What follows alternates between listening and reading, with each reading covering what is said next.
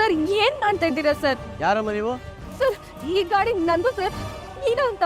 Licence ತೋರ್ಸಮ್ಮ. Sir licence ಅಂದ್ರೆ ಓಡ್ಸೋ ಗಾಡಿಗೆ licence ಇರುತ್ತೆ ಅಂತ ಗೊತ್ತಿತ್ತು, ಆದ್ರೆ ಮನೆ ಮುಂದೆ ಇಟ್ಕೊಂಡಿರೋ ಗಾಡಿಗೆ ಲೈಸೆನ್ಸ್ ಅಂದ್ರೆ ಪಬ್ಲಿಕ್ ಆಗಿ ಏನೇ ಮಾಡಿದ್ರು ಅದಕ್ಕೆ ನೋಂದಣಿ ಪತ್ರ ಜೊತೆಗೆ ಪರವಾನಗಿ ಇರ್ಬೇಕು, ಅಂದ್ರೆ ಲೈಸೆನ್ಸ್.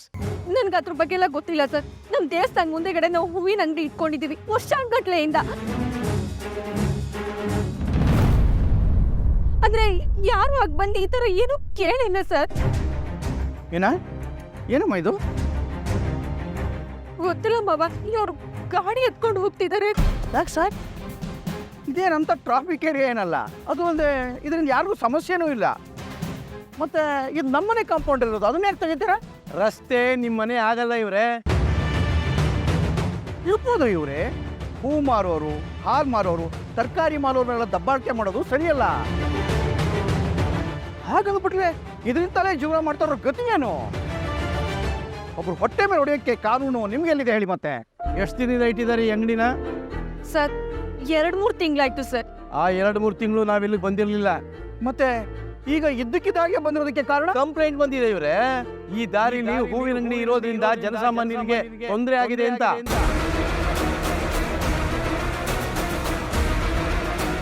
ಏಯ್, ಅಲ್ಲಿ ಅಡ್ಜಸ್ಟ್ ಕೊಡ್ರು, ಅದರಲ್ಲಿ ಹೆಸರಿದೆ. ಸಾರಿ ಸರ್, ಆ ಲೆಜ್ಜರ್ ಬುಕ್ ಆಫೀಸಲ್ಲಿ ಮರ್ತು ಬಂದುಬಿಟ್ಟೆ ಸರ್.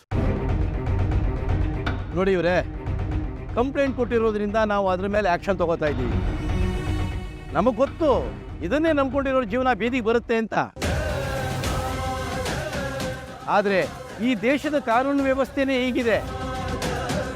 ನೀವು ಫೈನ್ ಕಟ್ಟಿ ಗಾಡಿ ಬಿಡಿಸ್ಕೋಬಹುದು, ಆದರೆ ಲೈಸೆನ್ಸ್ ಇಲ್ಲದೆ ಮತ್ತೆ ಇಲ್ಲಿ ವ್ಯಾಪಾರ ಮಾಡೋಕ್ಕಾಗೋದಿಲ್ಲ. ಇನ್ನೇನೇ ಮಾತಾಡೋ ಹಾಗಿದ್ರು ಕಾರ್ಪೊರೇಷನ್ಗೆ ಬಂದು ಮಾತಾಡಿ. ಏಯ್ ಎತ್ತಾಗ್ರೋ.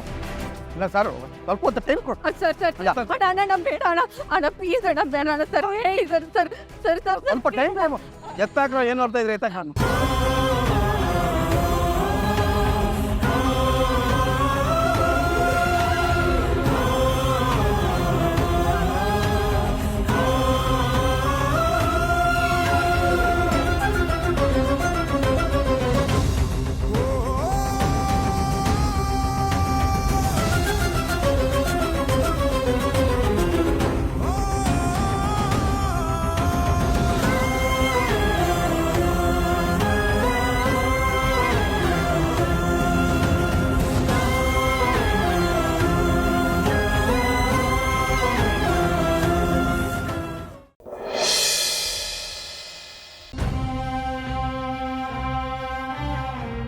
ವಿನೇಶ್ವರಿ, ಯಾಕಮ್ಮ ಇಲ್ಲಿ ಕೂತ್ಕೊಂಡು ಅಳ್ತಾ ಇದೀಯಾ? ಏನಾಯ್ತು? ನನ್ಗೆ ಗೊತ್ತಿರೋದೇ ಇದೊಂದು. ಇದಕ್ಕೆ ತಣ್ಣೀರು, ಇದ್ರಲ್ಲಿ ಕಣ್ಣೀರು. ನನ್ ಚಿಕ್ಕ ವಯಸ್ಸಿಂದನೂ ಪಡ್ಕೊಂಡು ಬಂದಿದ್ದೆ ಇದು, ಕೊನೆಗೆ ಉಳ್ಕೊಳ್ಳೋದು ಇದೆ. ದಡ್ಡಿ ದಡ್ಡಿ, 2 ಸಲ ನನ್ನಂಥ ಪರೋಡಿಗೆ ಕಾರ್ ಕೊಡಿಸಿ ಶ್ರೀಮಂತೆ ಕಣಿ ನೀನು. ನಿನ್ನನ್ನು ನೀನೇ ಡಿಗ್ರೇಡ್ ಮಾಡ್ಕೋಬಾರ್ದು. ನೋಡಮ್ಮ, ನೀರು, ನಿದ್ದೆ, ಊಟ, ನೆರಳು ಮನುಷ್ಯನಿಗೆ ಇಷ್ಟೇ ಬೇಕಾಗಿರೋದು. ಈ ಹಣ ಇದೆಯಲ್ಲ, ಇದು ನಾವುಗಳು ಮನುಷ್ಯರು ಮಾಡ್ಕೊಂಡಿರೋದು. ಅದಕ್ಕೆ ಅಂತ ಕಣ್ಣೀರು ಹಾಕೋಕೋಬಾರ್ದು, ಆಯ್ತಾ? ಈಗ ಅಳಬಾರ್ದು, ಊಟ ಮಾಡೋಣ ಬಾ. ನನಗೆ ಬೇಡ ರೀ, ನನ್ನ ಕೈ ಏನು ತಿನ್ನೋದಕ್ಕಾಗಲ್ಲ. ಸರಿ ಆಯಿತು, ನಿನ್ನ ಕೈಯಲ್ಲಿ ನೀನು ತಿನ್ಬೇಡ, ನನ್ನ ಕೈಯಲ್ಲಿ ನಾನು ತಿನ್ನಿಸ್ತೀನಿ, ನೀನು ಬಾಯಲ್ಲಿ ತಿನ್ನು ಅಷ್ಟೇ. ಅರ್ಥ ಮಾಡ್ಕೊಳ್ಳಿ ಪ್ಲೀಸ್. ಯಾಕೋ ನನ್ನ ಮನಸ್ಸು ಸರಿ ಇಲ್ಲ. ಲೇ ಮೀನಾ, ಬೆಳಿಗ್ಗೆ ಹುಟ್ಟಿ ಸಂಜೆ ಸತ್ತೋಗೋ ಹೂಗಳು ಕೂಡ ಬಿಸಿಲಲ್ಲಿ ನಗೋದನ್ನು ಬಿಡೋದಿಲ್ಲ. ಅಂಥ ಹೂಗಳ ಮಧ್ಯೆ ಬೆಳೆದೋಳ್ ಕಣೆ ನೀನು. ನೀನು ಆ ಹೂಗಳ ಥರನೇ ಇರಬೇಕು. ಮನಸ್ಸು ಮಾಡಿದ್ರೆ ಕಲ್ಲನ್ನ ನೀರಲ್ಲಿ ಕೂಡ ತೇಲಿಸ್ಬೋದು ಅಂತ ಹೇಳ್ಕೊಟ್ಟಿರೋ ರಾಮಾಯಣನೇ ಇದೆ. ಸಾಧನೆ ಮಾಡಬೇಕಾಗಿರೋರಿಗೆ ಸ್ಫೂರ್ತಿ ಆಗಬೇಕಾಗಿರೋದು ಅದು ಅಲ್ವಾ? ಇರು, ತಟ್ಟೆ ತಗೊಂಬರ್ತೀನಿ.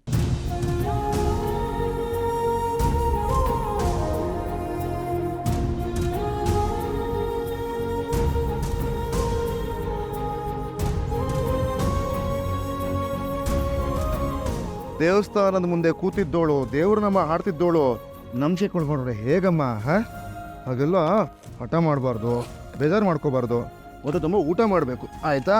ಆಹಾ, ಇಲ್ಲಿ ಆ ಅಂತಾನು ಆ ಮಾಡು. ನನಗೆ ಬೇಡ ರೀ.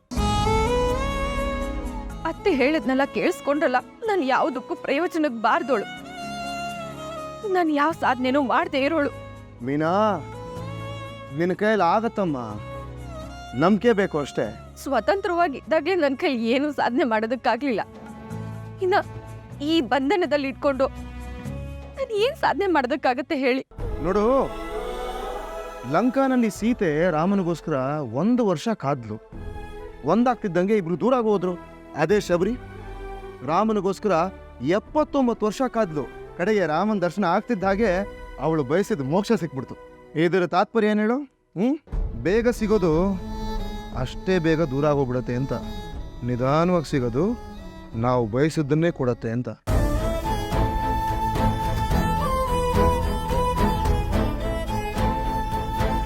ಇದೆಲ್ಲ ನೀವೆಲ್ಲಿ ತಿಳ್ಕೊಂಡ್ರಿ ಅಂತ ನನ್ಗೆ ಕೇಳಬೇಡ. ಇದೆಲ್ಲನೂ ತಮ್ಮದೇ ಮಾತುಗಳು. ನಿನ್ನ ನಂತರ ಆವಾಗ ಕೇಳಿಸ್ಕೊಂಡು ಹಿಂಗೆ ಬಿಡ್ತಾ ಇರ್ತೀನಿ ಅಷ್ಟೇ. ತನಗೋಸ್ಕರ ಬದುಕೋನು ತವ್ರಿಗೆ ಹತ್ರ ಆಗಿದ್ರೆ ಬೇರೆಯವ್ರಿಗೋಸ್ಕರ ಬದುಕೋನು ದೇವ್ರಿಗೆ ಹತ್ರ ಆಗಿರ್ತಾನೆ ಅಂತ ಸಾಹಸ ಸಿಂಹನೇ ಹೇಳಿದ್ದಾರೆ.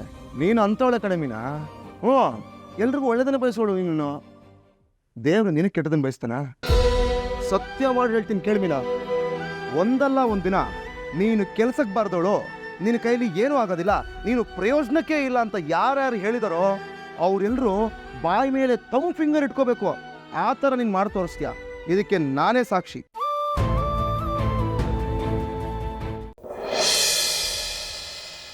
ಅಯ್ಯೋ, ಏನ್ರಿ ಕೂಗಿದ್ದು? ಕೂಗಿದ್ದು ಅಪ್ಪ ಅಲ್ಲ, ಸೂರ್ಯ. ಎಲ್ರೂ ಕರೆದ್ನಾ? ಅದೇನೋ ಹೊರಗಡೆ ಬನ್ನಿ ಅಂತ ಇದ್ದ. ಅತ್ತೆ, ಆ ಕಾರ್ಪೊರೇಷನ್ ಅವರು ಆ ತಳ್ಳೋ ಗಾಡಿನ ಎತ್ತಾಕೊಂಡು ಹೋದ್ರಲ್ಲ, ಅದನ್ನ ದುಡ್ಡು ಕೊಟ್ಟು ಬಿಡಿಸ್ಕೊಂಡ್ ಬಂದಿರ್ಬೇಕು. ಗಾಡಿ ಬಿಡಿಸ್ಕೊಂಡ್ ಬಂದಿರ್ಬೋದು, ಆದ್ರೆ ಅದೇನೋ ಲೈಸೆನ್ಸು ಅಂದ್ರಲ್ಲ, ಅದಿರ್ಬೇಕಲ್ಲ ಅಂಗಡಿ ಶುರು ಮಾಡಕ್ಕೆ. ಗಾಡಿ ಇಲ್ಲಿಡೋದಕ್ಕೆ ಗೌರ್ಮೆಂಟ್ ಒಪ್ಪಲ್ಲ. ಅಯ್ಯಯ್ಯಯ್ಯ, ಗೌರ್ಮೆಂಟ್ ಒಪ್ಪುತ್ತೋ ಇಲ್ವೋ, ನೀನು ಒಪ್ಪಲ್ಲ ಅನ್ನೋದು ಆಡ್ಬೇಡ. ನೀನು ಈಗ ಆಡೋದು ನೋಡಿದ್ರೆ ನೀನೇ ಕಂಪ್ಲೇಂಟ್ ಕೊಟ್ಬಿಡ್ತೀಯೇನೋ ಅನ್ಸುತ್ತಪ್ಪ ನನಗೆ. ನಾನೇ ಕಂಪ್ಲೇಂಟ್ ಕೊಡ್ಲಿ? ನಾವು ಅದಕ್ಕೆ ಇದು ಸೇರಿರೋದು. ಅವನೇನೋ ಕರಿತಾ ಇದ್ದಾನೆ, ಅದೇನು ಅಂತ ನೋಡೋಣ ಬನ್ನಿ. ನೋಡಿ ಬಾರಿ ಬನ್ನಿ.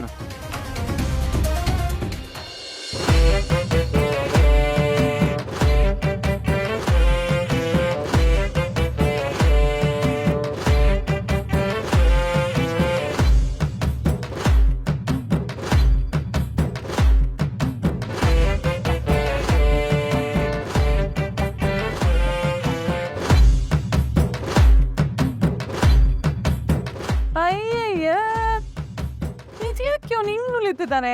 ಅಲ್ಲ, ಇದನ್ನ ನೋಡಕ್ಕ ನಮ್ಮನ್ ಕರೆದಿದ್ದು. ಯಾಕೋ, ಏನಾಯ್ತು? ಏನೋ ವಿಷಯ ಸೂರ್ಯ ಇದು? ನಮಗೆ ಸಿಗ್ಗು, ನಾವು ಹೇಳಕ್ಕಿಲ್ಲ. ಏನಾಗಿದೆಯೋ ನಿನಗೆ? ಎಂಡ್ರಿಗೆ ಉಡುಗೊರೆ ಕೊಟ್ಟಾಗ ಅವಳು ಹೆಂಗ್ ನಾಚ್ಕೋತಾಳೆ ಅಂತ ಯೋಚನೆ ಮಾಡ್ತಾ ಇದ್ದೆ.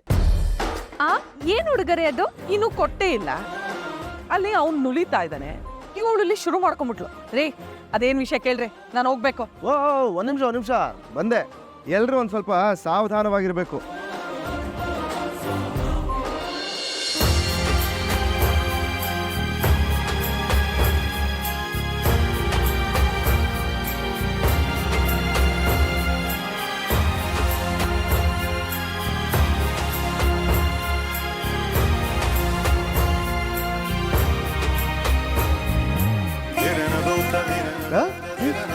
ಇದೇನಾ ಕಾರ್ ಬಿಟ್ಟು ಟೂ ವೀಲರ್ ಬಂದ್ಬಿಟ್ಟಿದ್ಯಾ? ಪಾವ್, ಇದು ನನಗಲ್ಲ ಪಾವ್, ಮೀನಂಗೆ. ನನ್ಗೆ ಯಾಕ್ರಿ? ಹೂ ಮರ ಕಣೆ.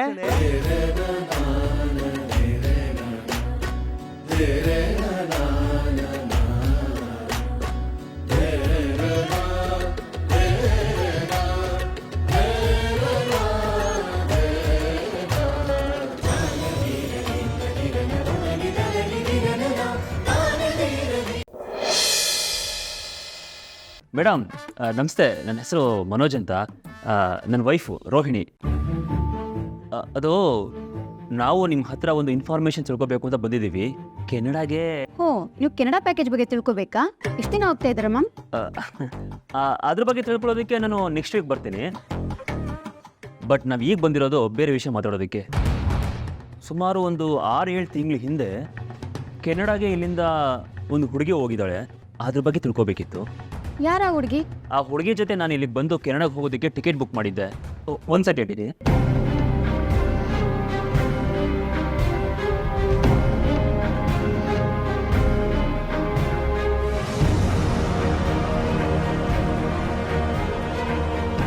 ಇಷ್ಟು ದಿವಸ ಆದ್ರೂ ಅವ್ಳ ಫೋಟೋನ ಫೋನಲ್ಲೇ ಇಟ್ಕೊಂಡಿದ್ದೀರಾ? ಇಲ್ಲ ರೋಹಿಣಿ, ಯಾವಾಗಲೂ ಡಿಲೀಟ್ ಮಾಡಿಬಿಟ್ಟಿದ್ದೆ. ಇದು ಯಾವಾಗಲೂ ಮೇಲಲ್ಲಿ ಕಳಿಸಿದ್ದು, ಅದಕ್ಕೆ ಹುಡುಕ್ತಾಗಿದೆ. ನೋ ಸರ್, ನಾನು ಯಾವತ್ತೂ ಈ ಹುಡುಗಿ ನೋಡಿಲ್ಲ. ಮೇಡಮ್, ಅವ್ರ ಹೆಸರು ಛಾಯಾ. ಲಾಸ್ಟ್ ಮಾರ್ಚಲ್ಲಿ ಅವರು ಕೆನಡಾಗೆ ಹೋಗಿದ್ದು. ನಿಮ್ಮ ಏಜೆನ್ಸಿಲೇ ನಾನು ಟಿಕೆಟ್ ಬುಕ್ ಮಾಡಿದ್ದೇನೆ. ಈಗ ಅವ್ರ ಬಗ್ಗೆ ನೀವೇನು ತಿಳ್ಕೊಬೇಕು? ಅವ್ರ ರೆಸಿಡೆನ್ಷಿಯಲ್ ಅಡ್ರೆಸ್ ಅಥವಾ ಅವ್ರದ್ದು ಕಾಂಟ್ಯಾಕ್ಟ್ ಡೀಟೇಲ್ಸ್ ಏನಾದರೂ ಕೊಟ್ಟಿರ್ತಾರಲ್ವಾ, ಅದು ಬೇಕಿತ್ತು. ನೀವು ಅವ್ರಿಗೆ ಏನಾಗಬೇಕು? ಫ್ರೆಂಡ್ಸು. ಫ್ರೆಂಡ್ಸ್ ಅಂತ ಹೇಳ್ತೀರಾ, ನೀವೇ ಅವ್ರು ಕಾಲ್ ಮಾಡಿ ತಿಳ್ಕೊಬೋದಲ್ವಾ? ಅದು ನಮ್ಮ ಹತ್ರ ಇದ್ದಿದ್ದ ಅವ್ರ ಪರ್ಸ್ನಲ್ ಡೀಟೇಲ್ಸ್ನ ನಾವು ಮಿಸ್ ಮಾಡ್ಕೊಂಡ್ಬಿಟ್ಟಿದ್ದೀವಿ, ಅದಕ್ಕೆ ಇಲ್ಲಿಗೆ ಬಂದಿದ್ದೀವಿ.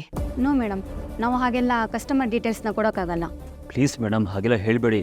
ಆ ಹುಡುಗಿ ನನ್ನ ಇರಿ ಮನೋಜ್. ಮೇಡಮ್, ಛಾಯಾ ಅವ್ರ ಅಜ್ಜಿ ಇದೇ ಊರಲ್ಲೇ ಇರೋದು. ಅವ್ರಿಗೆ ಹುಷಾರಿರ್ಲಿಲ್ಲ, ಇವತ್ತು ಬೆಳಿಗ್ಗೆ ಎಕ್ಸ್ಪೈರ್ ಆಗಿಬಿಟ್ರು. ಹೋಗ್ಬಿಟ್ರಾ? ಹೌದು ಮನೋಜ್, ಸಮಾಧಾನ ಮಾಡ್ಕೊಳ್ಳಿ.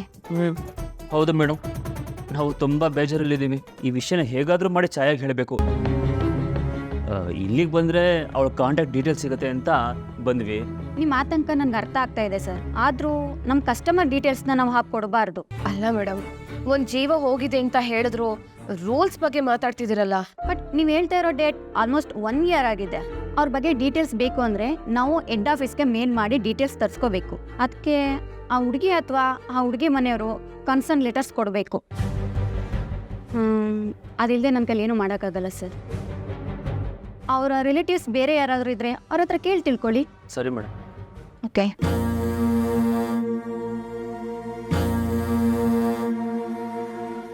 ಏನು ರೋಹಿಣಿ ಇದು? ಅವಳ ಬಗ್ಗೆ ನಮ್ಗೆ ಯಾವ ಡೀಟೇಲ್ಸು ಸಿಗಲೇ ಇಲ್ವಲ್ಲ.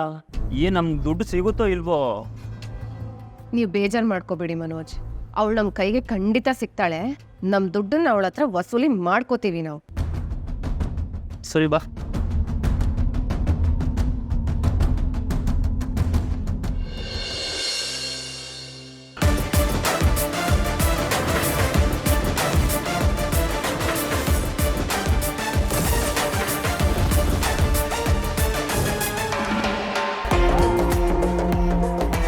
ಛಾಯಾ, ಫುಲ್ ದುಡ್ಡು ತೊಗೊಂಡಿದ್ಯಾ?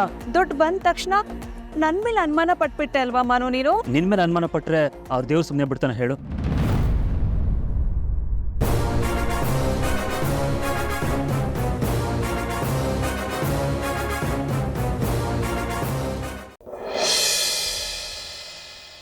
ಏನೇ ವಿಷಯ?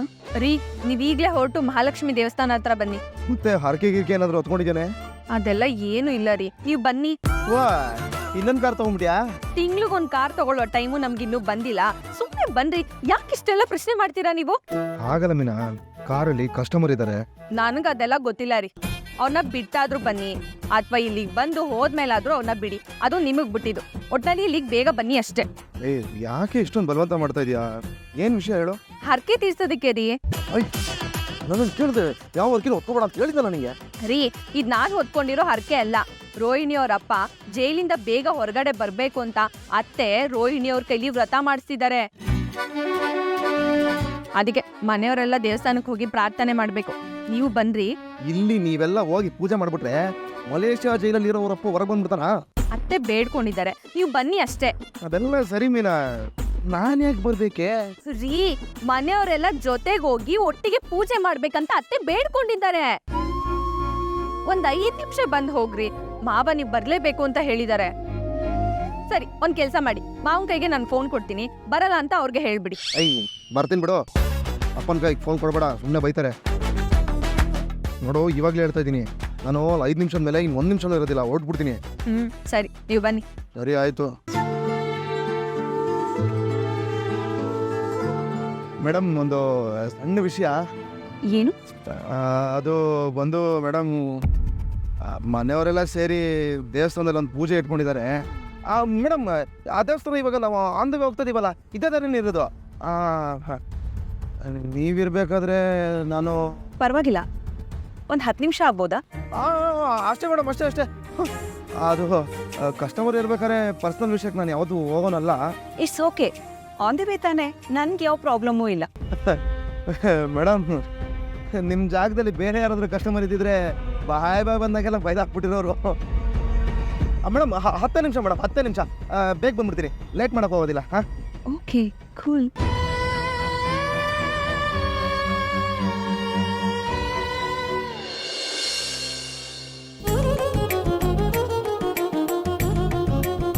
ನಮಸ್ಕಾರ.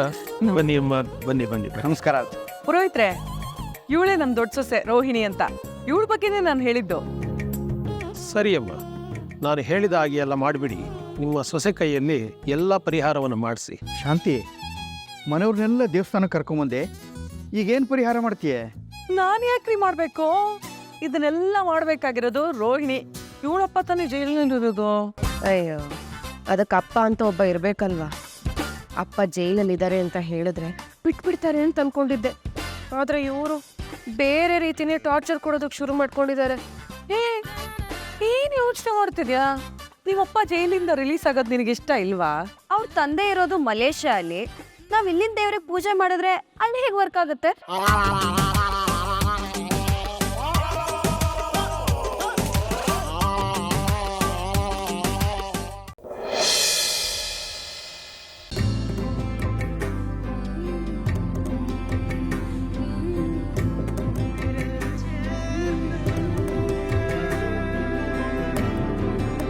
ಮೀನಾ, ಹುಷಾರಾಗಿದ್ದೀರಮ್ಮ? ಲೇಟ್ ಆಗಿದ್ಯಾ? ಇಲ್ಲ ಮಾವ, ನಾನು ಆರಾಮಾಗೇ ಇದ್ದೀನಿ. ನಾನು ಆಗ್ಲೇ ಇದ್ದೆ. ಮತ್ತೆ ಇನ್ನೂ ರಂಗೋಲಿ ಯಾಕಮ್ಮ ಹಾಕಿಲ್ಲ? ನಾನು ರಂಗೋಲಿ ಹಾಕಕ್ ಹೋದ್ರೆ ನನ್ನ ಹಾಕ್ಬೇಡ ಅಂತ ಅತ್ತೆ ಹೇಳಿದ್ರು. ಏನಪ್ಪ ಇದು? ಇವಳ್ದು ದಿನಕ್ಕೊಂದು ರಾಮಾಯಣ. ಏನಪ್ಪ ವಾಕಿಂಗ್ ಹೊಟ್ಟಿನಪ್ಪ? ಹ್ಞೂನಪ್ಪ. ಹೌದು, ಇದೇನು ಇಷ್ಟು ಬೇಗ ಕೆಲ್ಸಕ್ಕೆ ಹೊಟ್ಯಾ? ಅದು ನನಗೆ ಗೊತ್ತಿರೋ ಒಬ್ರು ಕಸ್ಟಮರು ಹಿಂಗೆ ಬಾ ಇಲ್ಲಿ ಒಂದು ಟ್ರಿಪ್ ಇದೆ ಅಂತ ಕರೆದ್ರು, ಅದಕ್ಕೆ ನಾನು ಹೋಗಿ ಬಂದ್ಬಿಡ್ತೀನಿ. ತಿಂಡಿ ಟೈಮು ಕರೆಕ್ಟಾಗಿರ್ತೀನಪ್ಪ. ಹಾಂ, ಆದ್ರೆ ಇನ್ನೂ ರಂಗೋಲಿನೇ ಹಾಕಿಲ್ವಲ್ಲೋ? ಲೇ ಮೀನಾ, ನನಗೆ ಲೇಟ್ ಆಗ್ತದೆ ಕಣಮ್ಮ. ಬೇಗ 1-2 ಲೈನು ಅಂದರೆ ಚಿಕ್ಕದಾಗಾದ್ರೂ ಗೀಚ್ಬಿಡು, ನಾನು ಹೊಟ್ಟೋಗ್ಬಿಡ್ತೀನಿ. ನಾನು ಇಲ್ರಿ ಹಾಕಲ್ಲ ಅಂದೆ. ಅತ್ತೆ ನನ್ನನ್ನ ಹಾಕ್ಬೇಡ ಅಂತ ತಡೆದಿದ್ದಾರೆ. ಏನಂತೆ ಸಡನ್ ಆಗಿ? ನನ್ಗೂ ಗೊತ್ತಿಲ್ಲ ರೀ.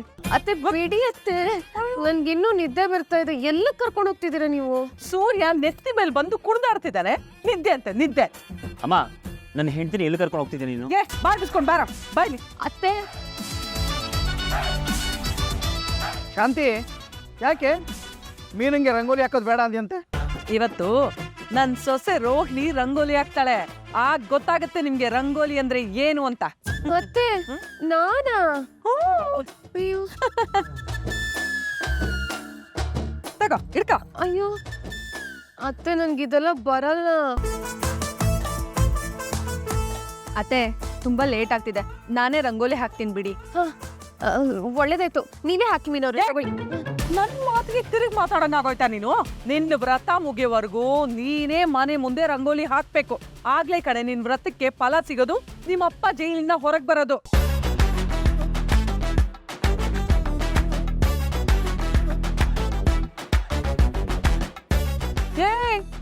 ಏನ್ ಹಂಗೆ ನಿಂತ್ಬಿಟ್ಟೆ? ಹೋಗ ಹಾಕು ರಂಗೋಲಿನ. ನೋಡಮ್ಮ ರೋಹಿಣಿ, ನೀನು ಹಾಕಲ್ಲ ಅಂದರೆ ಅವಳು ಬಿಡಲ್ಲ. ನೀನು ಹೆಂಗೆ ಬರುತ್ತೋ ಒಂದು 4 ಕೆಳೆ ಹಾಗೆ ಹಾಕ್ಬಿಡಮ್ಮ. ನೀನು ಹಾಕಲಿಲ್ಲ ಅಂದರೆ ಮುಂದಿನ ಕೆಲಸ ಯಾವುದೂ ಆಗಲ್ಲ. ಇವನು ಕೆಲಸಕ್ಕೂ ಹೋಗೋಕ್ಕಾಗಲ್ಲ. ಹಾಕು ಕಂದಮ್ಮ, ಹೆಂಗೆ ಬರುತ್ತೋ ಹಂಗೆ ಹಾಕಮ್ಮ, ಪರವಾಗಿಲ್ಲ.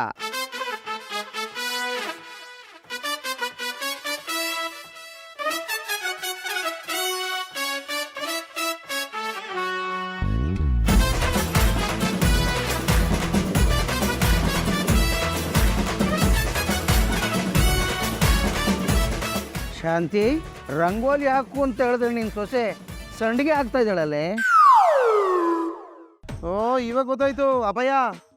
ಮೀನಾ ಹಾಕೋದು ರಂಗೋಲಿ, ಈ ಪೌಡ್ರಮ್ಮ ಹಾಕೋದು ರಂಗೋಲಿ. ಸೂರ್ಯ, ನೋಡ್ತಾ ಇರಪ್ಪ, ಆಕೆಗೆ ಎಲ್ಲ ಗೊತ್ತಿದೆ. ಅದಕ್ಕೆ ನಿಮ್ಮಮ್ಮ ಅವಳ ಕೈಯಲ್ಲಿ ಮಾಡಿಸ್ತಾ ಇರೋದು. ಏ ಗುಂಗ್ರೆ, ಈ ಸಣ್ಣ ಕೆಲ್ಸನೂ ಬರಲ್ವಾ ನಿನ್ಗೆ? ಅಮ್ಮ, ನಾನು ರೋಹಿಣಿ ಗಂಡ ತಾನೆ, ನಾನೇ ಹೆಲ್ಪ್ ಮಾಡ್ಬೋದಲ್ವಾ? ಅರೆ, ನಿಮ್ಗೆ ರಂಗೋಲಿ ಎಲ್ಲ ಹಾಕಕ್ ಬರುತ್ತಾ ಮನೋಜ್?